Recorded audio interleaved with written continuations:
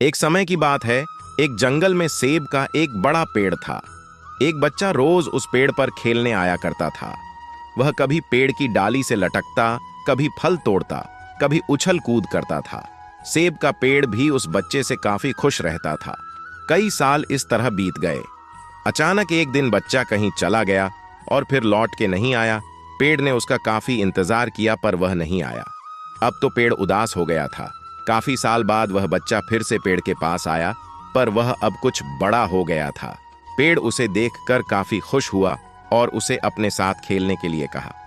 पर बच्चा उदास होते हुए बोला कि अब वह बड़ा हो गया है, अब वह उसके साथ नहीं खेल सकता। बच्चा बोला कि अब मुझे खिलौने से खेलना अच्छा लगता है, पर मेरे पास खिलौने खरीदने के लिए पैसे नहीं हैं। पेड़ बोला, उदास ना हो तुम मेरे फल, सेब तोड़ लो और उन्हें बेचकर खिलौने खरीद लो। बच्चा खुशी खुशी फल, सेब तोड़ के ले गया, लेकिन वह फिर बहुत दिनों तक वापस नहीं आया। पेड़ बहुत दुखी हुआ।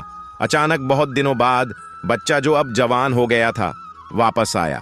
पेड़ बहुत खुश हुआ और उसे अपने साथ खेलने के लिए कहा।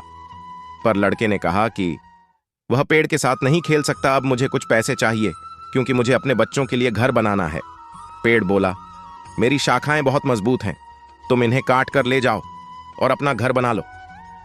अब लड़के ने खुशी खुशी सारी शाखाएं काट डालीं और लेकर चला गया।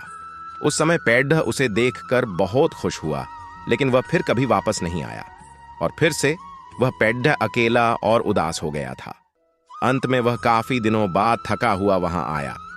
तभी पेड़ उदास होते हुए बोला कि अब मेरे पास ना फल हैं और ना ही लकड़ी, अब मैं तुम्हारी मदद भी नहीं कर सकता। बूढ़ा बोला कि अब उसे कोई सहायता नहीं चाहिए, बस एक जगह चाहिए जहां वह बाकी जिंदगी आराम से गुजार सके। पेड़ ने उसे अपनी जड्ढों में पनाह दी और बूढ़ा हमेशा वहीं रहने लगा। यही कहानी आज हम सब की भी है। मित्रों, इसी पेड़ की तरह हमारे माता पिता भी होते हैं। जब हम छोटे होते हैं तो उनके साथ खेलकर बड़े होते हैं और बड़े होकर उन्हें छोड़कर चले जाते हैं और तभी वापस आते हैं जब हमें कोई जरूरत होती है। धीरे धीरे ऐसे ही जीवन बीत जाता है। हमें पेड़ रूपी माता पिता की सेवा करनी चाहिए, ना कि सिर्फ उनसे फायदा लेना चाहिए। इस कहानी में हमें दिखाई देता है कि उस पेडीडीएच के लिए वह बच्चा बहुत महत्वपूर्ण था और वह बच्चा बार बार जरूरत के अनुसार उस सेब के पेडीडीएच का उपयोग करता था, ये सब जानते हुए भी कि वह उसका केवल उपयोग ही कर रहा है। इसी तरह आजकल हम भी हमारे माता पिता का जरूरत के अनुसार उपयोग करते हैं और बड़े होने पर उन्हें भूल जाते हैं।